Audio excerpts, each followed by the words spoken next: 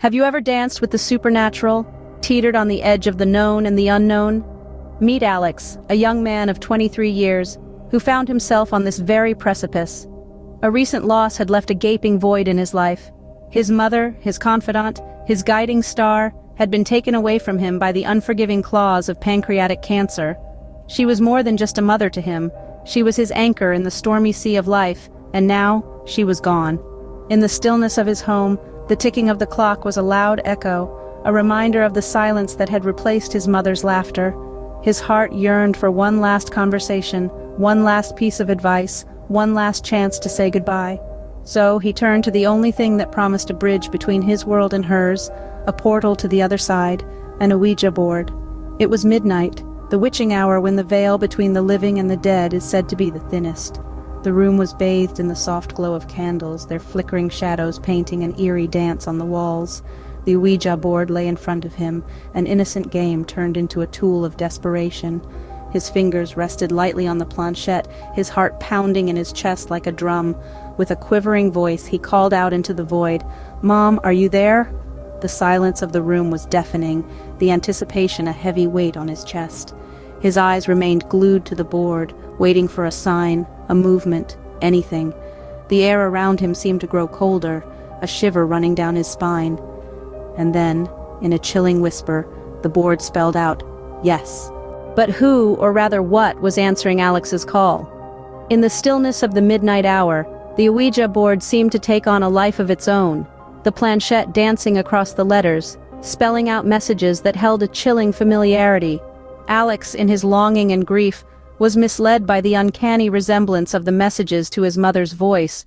The words appeared comforting, soothing, just like his mother would have spoken to him. He was deceived into thinking that he was reconnecting with his mother, not realizing the ominous presence that lurked behind the words. With a heart full of hope and longing, Alex unwittingly extended an invitation to the entity, believing it to be his mother.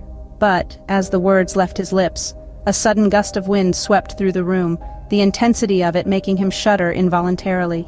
It felt as if the very air around him was being sucked out, replaced by a palpable heaviness that he couldn't shake off. As quickly as the wind came, it ceased, plunging the room into an eerie silence that was broken only by the faint hum of the flickering lights. The sudden darkness was like a physical blow, making him gasp out loud. The lights flickered erratically, casting weird, dancing shadows across the room, making the familiar surroundings seem alien and threatening. After what seemed like an eternity, the lights stabilized again, bathing the room in their artificial glow. But the room didn't feel the same anymore. The air felt charged, the silence heavier, the atmosphere fraught with an unspoken tension. The Ouija board lay in the center of the room, the planchette eerily still, as if waiting. Waiting for what, Alex didn't know. Packing away the board, Alex couldn't shake off the feeling of unease that had settled in him. He moved through the house, every creak of the floorboards, every whisper of the wind sending chills down his spine. As he prepared to retire to his bed, he couldn't help but glance over his shoulder, half expecting to see something in the dark corners of the room. A cold shiver ran down Alex's spine as the lights flickered back on. In the silence of the night, a familiar voice echoed. It was Alex's mother's voice, soft and loving, just as he remembered. But she was no longer with him, wasn't she? He sat up, his heart pounding, his mind swirling with confusion and terror. Every rational part of him screamed that it was impossible. Yet the voice was there, unmistakably hers, calling his name. Alex pushed back the covers, his feet hitting the cold floor. The room was bathed in an eerie moonlight that did nothing to ease his fear. He stood up, his body shaking, his hands trembling. The voice seemed to be coming from the hallway outside his room, a soft whisper that was pulling him towards it. He steeled himself, took a deep breath, and made a decision. He was going to investigate. He needed to know if it was really her, if somehow, miraculously, she had come back to him. Or was it something else? The thought sent shivers down his spine, but he pushed it away. He couldn't afford to think about that now. As he stepped out of his room, the voice grew louder, more insistent. It was coming from the living room where he had played with the Ouija board just a few hours ago. His heart skipped a beat. He felt a cold sweat break out on his forehead. He wanted to turn back, to hide in his room and pretend it was all a bad dream, but he couldn't. He had to know. With each step he took, the voice grew louder, more real. It was her voice, he was sure of it. But there was something off about it, something he couldn't quite place. It was too cold, too distant. It lacked the warmth that had always been a part of her. His heart pounded in his chest as he stepped into the dark hallway. He had no idea what he was walking into, what he was about to face. But there was no turning back now. He was about to confront the voice in the dark. Little did Alex know the real game was just beginning. As the clock ticked past midnight, the walls of his home seemed to close in around him. A sense of dread started to creep into his heart, replacing the initial anticipation that accompanied his seance. The Ouija board, now packed away, seemed to cast a long, ominous shadow in the dim light, a symbol of the door he had unwittingly opened. The house, once filled with the comforting familiarity of a home, was now an eerie playground. The once mundane creaks and groans of the old building took on a sinister undertone. Each whispering wind seemed to carry a message, each flickering light a warning. The demon, now a malevolent guest in his home, began its cruel tricks. The air seemed to grow colder with each passing moment, the shadows darker, the silence deeper. Alex would catch glimpses of figures out of the corner of his eye, only to turn and find nothing. His mother's voice echoed in his ears, soft and distant yet chillingly close. A shiver would run down his spine as he felt the brush of icy fingers against his skin, the breath of a spectral whisper in his ear. His reflections in mirrors seemed to warp and distort, his own face looking back at him with a terrifying grin. The sound of his mother's laughter would echo through the house, a sinister parody of the warmth it used to hold. The demon was playing with him, toying with his fears, feeding off his terror. As the night wore on, Alex's fear grew. His heart pounded in his chest, his hands shook, and his breath came in ragged gasps. His mind was a whirl of confusion and terror, his thoughts a tangled web of fear and despair. He was a puppet in a twisted game, his strings pulled by unseen hands. Alex realized too late that he was not alone. Fear has a face, and tonight it was Alex's. The once familiar walls of his home seemed to close in around him, the shadows dancing in a macabre ballet.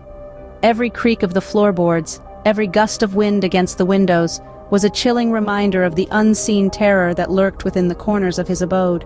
The demon, a master of illusion and deceit, toyed with Alex's mind. It twisted his reality, bending it to its malevolent will.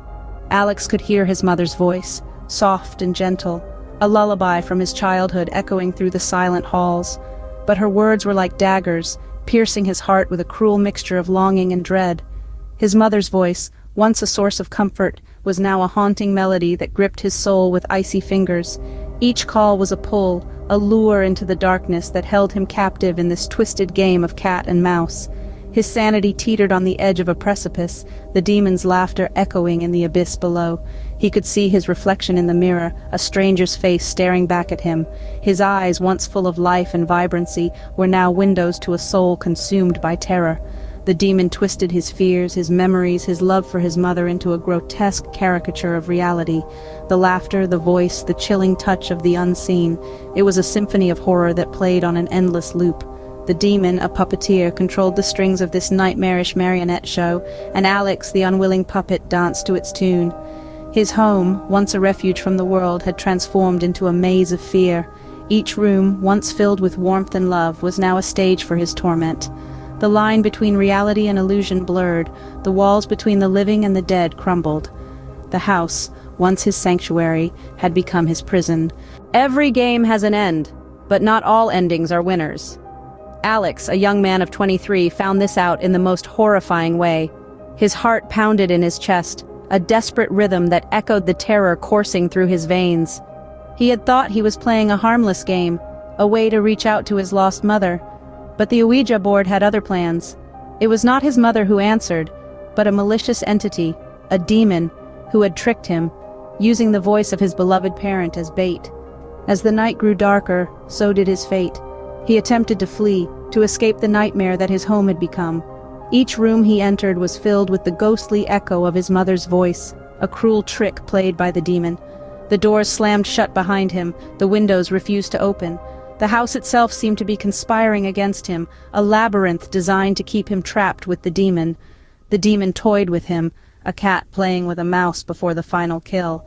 The laughter of the entity echoed around him, a chilling sound that filled the air. It was a sound that could curdle the blood and turn the bones to ice, a sound that spoke of an inescapable end. In the end, it was not the demon that killed Alex, but his own fear. The terror had become too overwhelming. His heart gave out under the strain. His soul, now lost, was claimed by the demon. His body collapsed to the floor, the life drained from him. His eyes, wide open in fear, stared at nothingness. The demon had won the game. His final scream echoed in the silent night. His home, once filled with warmth and love, was now a tomb. A chilling reminder of a game gone wrong, and the price one pays when they invite the unknown into their home.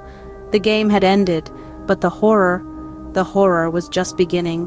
When dawn broke, the house stood silent. A chilling stillness had replaced the preceding night's terror. The once lively abode now housed nothing but echoes of a life abruptly extinguished. The sunlight, piercing through the windows, fell upon the lifeless body of Alex, reflecting a tale of a night filled with horror and dread. His face was frozen in a grimace of fear, a chilling testament to his final moments. The Ouija board lay discarded, an ominous reminder of the game that had spiraled into an unspeakable nightmare. As the day wore on, the presence in the house lingered, an invisible tenant reveling in the aftermath of its horrifying deeds. The haunting echo of Alex's mother's voice still seemed to float in the air, a phantom reminder of the demon's cruel deceit. And as the sun set on the quiet house, one couldn't help but wonder, but what if, just what if, Alex wasn't the only one who played the game that night? Stories of the supernatural often leave us with more questions than answers. The tale of Alex, a 23-year-old who dared to delve into the spirit world, is no different. His encounter with the demonic entity, which masqueraded as his beloved mother, leaves us pondering many chilling questions. What were the true intentions of the demon that Alex unwittingly invited into his home? Was it simply a malevolent spirit seeking to spread dread and chaos? Or perhaps it harbored a more sinister agenda, a deeper hunger for souls to torment in the fiery pits of hell? And what of Alex's soul? His tragic end, a chilling reminder of the dangers of meddling with the supernatural, makes us wonder about his fate. Is he forever trapped in the demonic realm, his spirit eternally tormented? Or does a glimmer of hope exist for his soul's redemption? The case of Alex serves as a grim reminder of how the supernatural world can be a Pandora's box of horrors. It's a realm fraught with danger, where spirits and entities, far removed from our understanding, lurk in the shadows. These beings, cloaked in mystery, can be deceptive and malevolent, toying with human emotions for their inscrutable ends. This tale underscores the perils of attempting to communicate with the dead, especially without proper knowledge or guidance. It's not a game, despite the innocuous facade of a wooden Ouija board. It's a doorway to a realm unseen, a threshold that once crossed can lead to dire consequences. So I ask you, dare you play the game? Remember, some doors once opened can never be closed.